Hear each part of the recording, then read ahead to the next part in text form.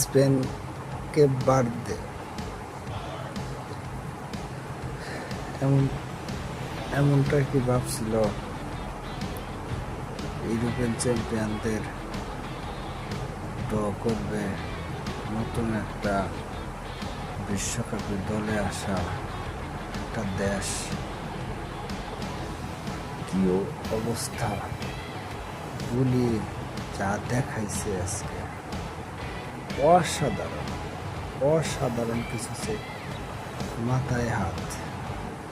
লাইনম্যানকে মাঠে নামালো এবং অনেক চেষ্টা করেছে ইয়ামাল, তিনি ব্যর্থ।